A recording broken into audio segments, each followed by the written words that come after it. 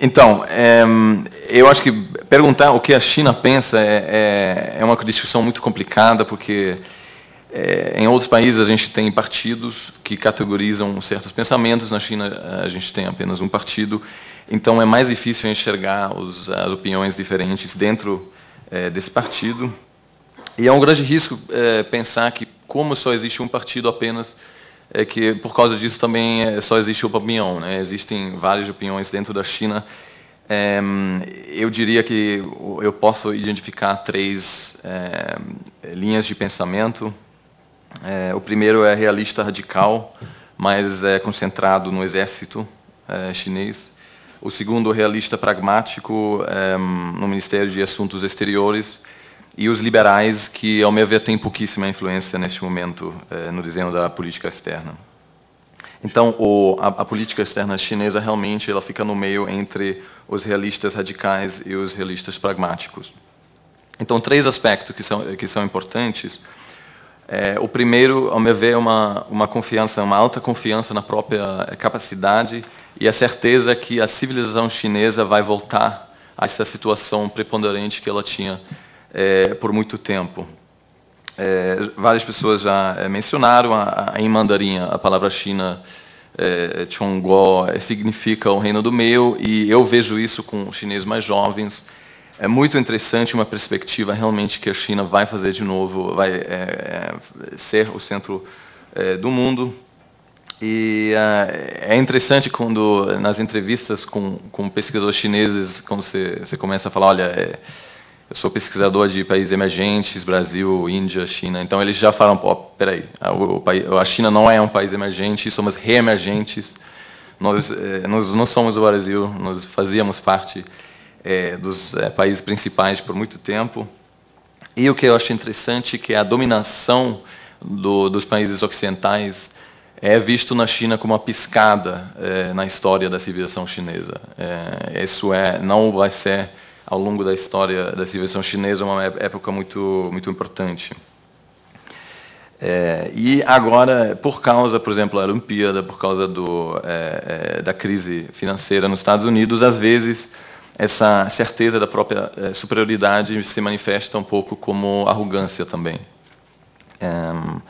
E como o sentido da China sendo como civilização e não como Estado, eu acho que várias pessoas às vezes me dizem, olha, o seu país tem, sei lá, 130 anos, se é alemão, os Estados Unidos têm 300 anos, nós temos 6.000 anos, então nós não temos pressa. O que está acontecendo agora não é tão importante, porque a gente sabe que daqui a 200 anos a gente vai ser de novo uma civilização importante. Então, isso eu acho isso impacta também o jeito de pensar sobre esses assuntos da governança global.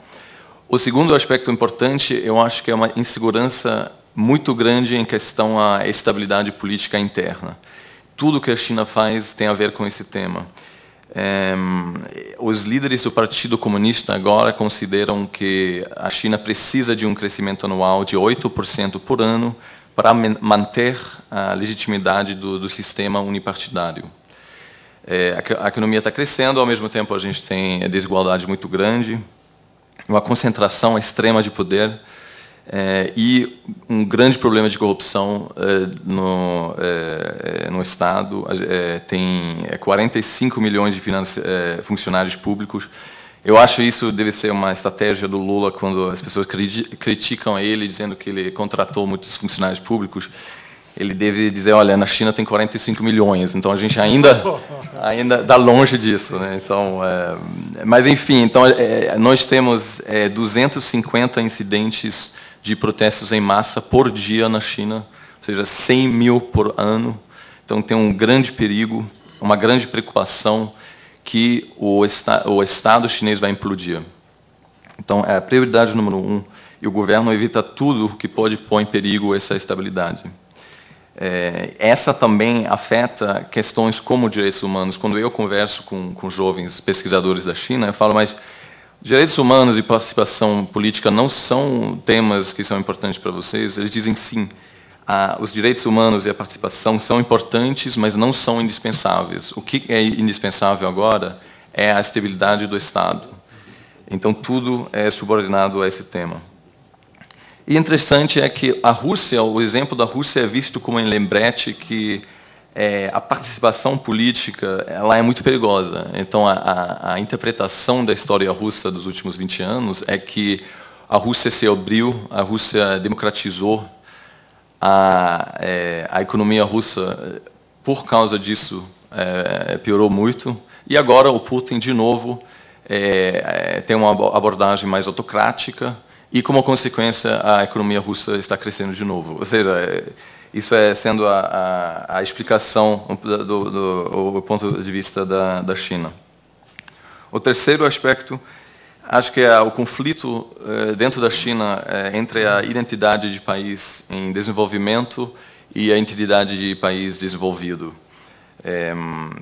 Quando eu pergunto aos meus amigos na China, a China é desenvolvido ou não? Eles dizem que uma parte da China já entrou na casa dos ricos e a outra parte ainda está fora no frio.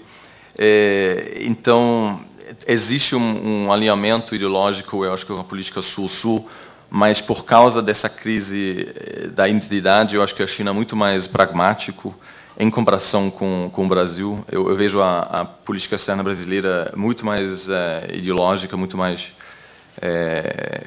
cheia de considerações ideológicas do que a China. Então, a China não está na África por razões ideológicas, ela precisa da matéria-prima muito mais do que o Brasil. E, por causa disso, ao meu ver, os BRICS também não são muito importantes para a China. A maior ameaça, ou seja, eu acho que os parceiros dos BRICS são considerados uma maior ameaça para a China do que os Estados Unidos. Tem um conflito na fronteira entre a China e a Índia, que ainda não está resolvido. E eu diria que qualquer tentativa de fortalecer os BRICS levaria à própria destruição. Porque tem simplesmente os interesses entre os BRICS são muito grandes, então eu acho que a China não vai querer fortalecer os laços entre os outros países em desenvolvimento. Então, a gente tem esses três aspectos. Agora, falando da ascensão da China, é certamente um processo histórico, né? No ano passado, a China superou a Alemanha como maior exportadora. Este ano ela vai superar o Japão.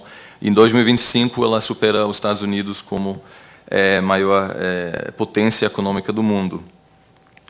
E é importante considerar que apenas 100 anos atrás, a China era um país completamente isolado.